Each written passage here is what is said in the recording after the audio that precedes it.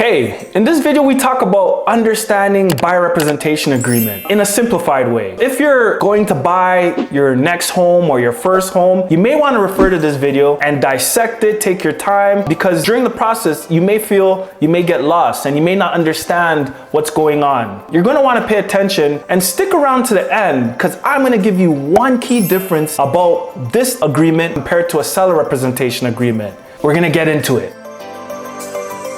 Hey, if this is your first time on this channel and you want to know everything about eating, sleeping, the good, the bad, the ugly, the yin, the yang of living in Simcoe County and York region, all located in the province of Ontario, then you want to subscribe below and tap the bell for notifications. You could be the first to know about the current markets in Simcoe County and York region. And my name is Solomon Amumensa with the More Realty. We get calls from people like you, moving to Simcoe County and York region, and we absolutely love it. So if you're making a move in 9 days or 90 days, give us a call, shoot us a text, send me an email. We'll love to help you love your journey home.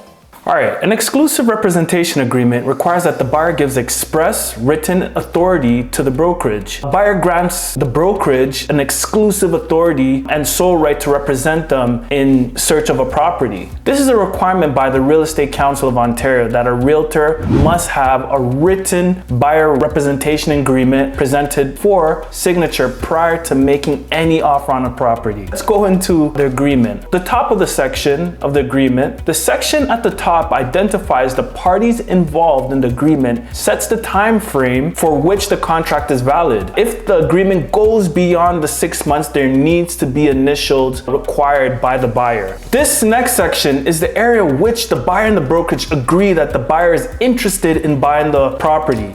It must describe the general details of a property that will be acceptable to the buyer in a geographic location or area. The buyer must inform the brokerage of any property that they become aware of that meets the criteria as identified in this agreement. And I want to stress this enough. As much as you're dealing with a realtor, it's the brokerage at the end of the day that sort of completes this transaction when buying a home. All right, so now let's look at some clauses. The buyer is warranting that the buyer has not entered into any buyer representation agreement with another brokerage or realtor in a specific geographic location that we're searching in. Now, let's look at the clauses. We're going to talk about definitions and interpretations. This section of the form defines the terms that follow in the document, including seller, buyer, purchase, and many more. Clause number 2, commission. This section of agreement sets the structure of the commission that must be paid to the brokerage. Again, in dealing with purchasing a home, you're dealing with the brokerage. The brokerage will then compensate the realtor for their times and services in dealing with you, the buyer. It states that the buyer agrees to pay the commission to the brokerage, the detail of which is set out in the section. The brokerage is entitled to the commission where the buyer enters an agreement to buy or lease the property. The buyer agrees that the commission comes from the listing brokerage. So that's the person that's listing the property that the buyer is interested in, which is the seller. So if there isn't enough in commission, the buyer will pay the difference. Let's talk about representation. This paragraph confirms that the brokerage and the realtor have explained the different types of agencies and other relationships that may occur in a real estate transaction. Now let's go through it. We have sub-agency relationship. This occurs when the seller is the client of the listing brokerage and the cooperating brokerage has a buyer who's a customer. The cooperating brokerage is a sub-agency relationship and owes fiduciary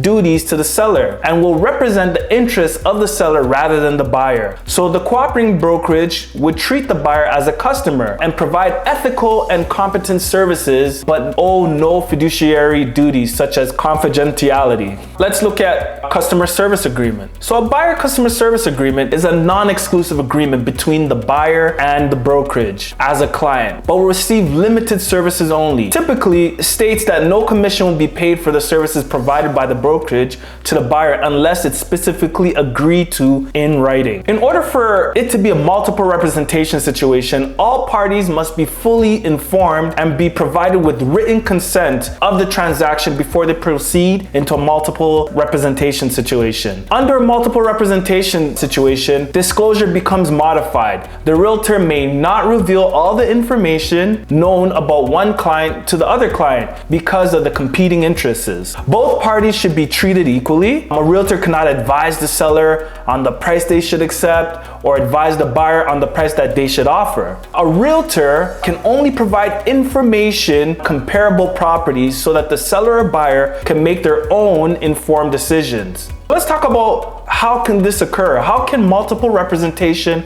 occur? One brokerage is representing both the buyer and the seller, and each is working with the same realtor employed by that one brokerage. Another situation, one brokerage is representing both the buyer and the seller. Each is working with different realtors employed by the brokerage, either working from the same office or from a different office but in the same brokerage. Next situation, one brokerage is representing the competing buyers, each working with different realtor of the brokerage who are placing offers on the same property, but the seller is represented by a different brokerage. And another situation, one brokerage is representing competing buyers who are placing offers on the same property, and each buyer is working with the same realtor. That's it for multiple representation, and I hope that was clear for everyone. Section 4, referral of properties. The buyer is committing to work with the brokerage and agrees to communicate to the brokerage any interest in property that they come across. The buyer will be responsible to pay commission to the brokerage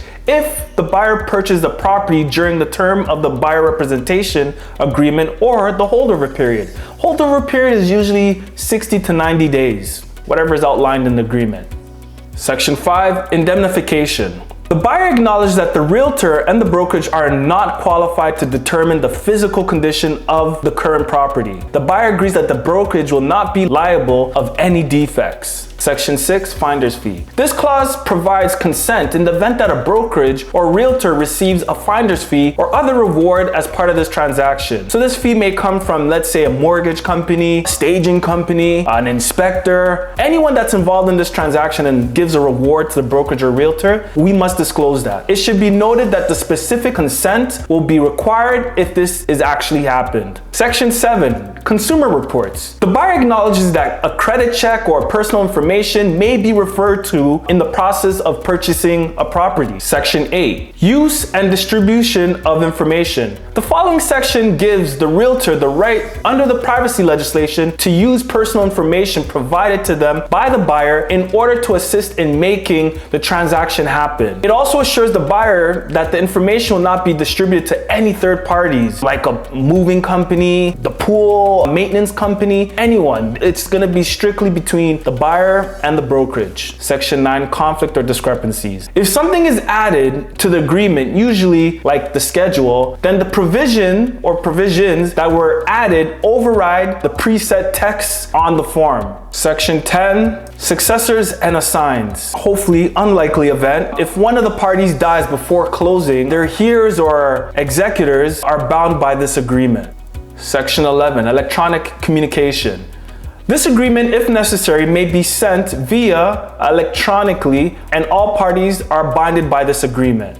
Section 12, electronic signatures. This clause provides consent if the parties may use electronic signatures with respect to this agreement. Section 13, schedules. If additional terms or a specific form or a document is added to this agreement, then it's referred to in this area. This section states that the brokerage that's representing the buyer will assist the buyer in locating a property with the general description as indicated above, the acceptance of offer for the buyer. This area here, the realtor signs this on behalf of the brokerage. The buyer acknowledges having read and understood the terms of the buyer representation agreement. This area here is the declaration of insurance. It's signed by the realtor stating that they carry insurance as required by the Real Estate Business and Brokers Act. The agreement must be given to the buyers immediately upon signing. So that's it for clauses in buyer rep. Remember I said stay to the end of the video for one key difference between a buyer and seller rep? Well, here it is. A difference between the seller versus buyer representation agreement is that the buyer representation agreement includes the consumer reports provision where the buyer is notified that a consumer report consisting of the buyer's personal